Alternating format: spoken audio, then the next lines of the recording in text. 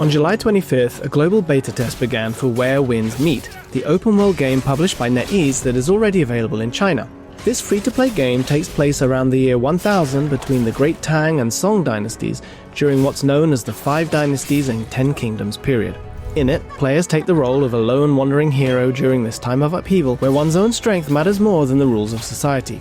IGN readers may not be too familiar with the 5 Dynasties and 10 Kingdoms period, but don't worry, the same even seems to apply to players in China.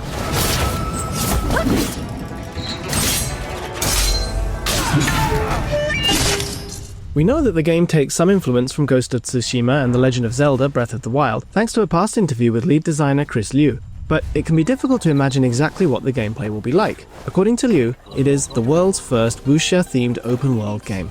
Once I got my hands on the game, I found Where Winds Meet was indeed a Wuxia game through and through, with the strength of the concept bringing together a variety of elements seen in games today.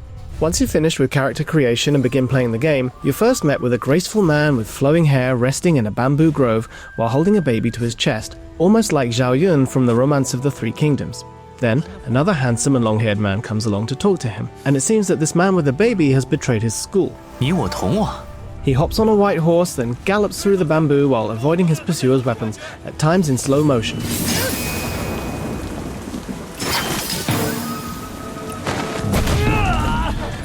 All of these shots are reminiscent of famous scenes from various Chinese movies of the past, making it clear from the start that this game is closely linked to the wuxia tradition. A sense of wuxia-ness oozes out of this game at every turn, even after this opening scene ends and you take control of the character you've created, whether that's through its gameplay in general, its systems and graphics, or its dialogue. A few minutes after I started walking freely through its world, I spoke to an old man on the side of the road who asked me to repel a bear who's been after honey. It seems that the protagonist is able to learn techniques from the movements of the bear, as pressing buttons at the right time, according to icons that pop up, caused him to learn Tai Chi from the beast, incredibly enough.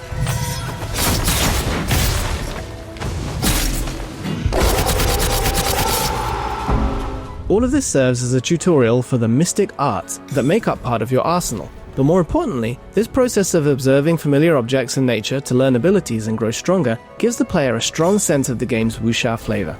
It seems there are other abilities that come from nature too, like Lion's Roar and the venomous Toad Style. So I'm sure there will be many other techniques the protagonist learns from all the creatures of the game's world. Just as you might expect to be able to use magic to create fire in a game with a fantasy setting, the player in this game's wuxia world is able to master strange powers of their own. It's also interesting to note that these abilities can be used outside of combat as well. For example, nearby fish are caught up in Tai Chi when it's used by the water's surface, making for efficient fishing. One of the most notable things about this thoroughly wuxia game is its inclusion of many elements we've come to expect from combat systems and exploration in action games today. For example, pressing the correct button just before an enemy's attack lands will parry it, creating a back-and-forth tempo during action segments. While equivalent to the kinds of parry systems that have become a staple in recent action games, this game goes into slow motion when it's time to parry an enemy attack and displays an icon telling you what button to press, though it's possible to turn this icon off in the options. While similar to Final Fantasy XVI's story-focused mode, these icons deplete an insight points meter when they're displayed and won't show up if you run out, so you can't recklessly fend off every single enemy attack. There are currently 7 weapon types that a player can use, with plans to add more. In addition to standard swords and spears, there are also more unusual weapons like umbrellas and folding fans. Each weapon provides for its own unique gameplay, such as the umbrella's skill that temporarily stuns an enemy, or the fan's ability to create a zone that heals the player and their allies.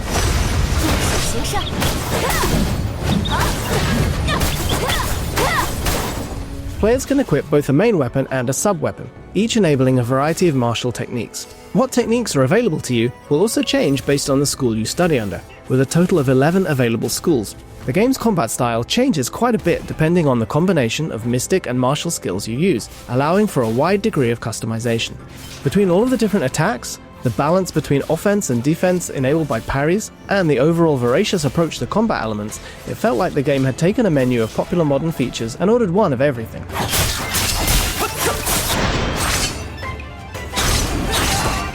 The bow and arrow is treated differently whether it's being used as a main or a sub-weapon, capable of attacking enemies from afar while also solving puzzles by burning through vines to open up pathways. The way it's positioned shows the influence of another game that was previously mentioned, The Legend of Zelda Breath of the Wild. The game's core of open-world exploration and progression has also been extravagantly created.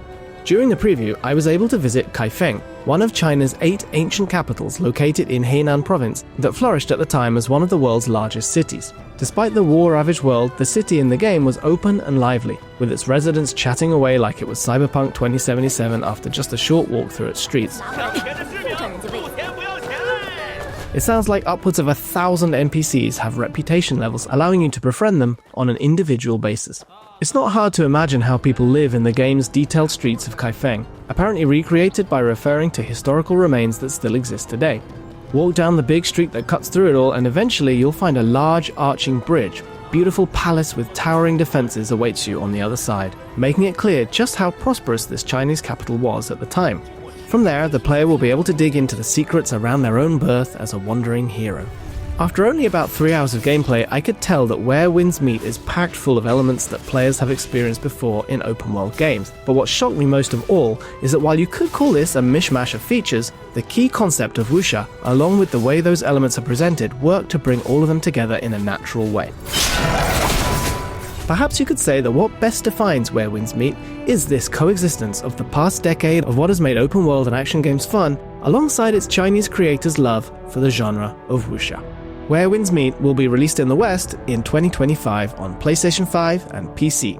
For all your other cool game stuff, you're already in the right place. Yep, you guessed it, mate. IGN.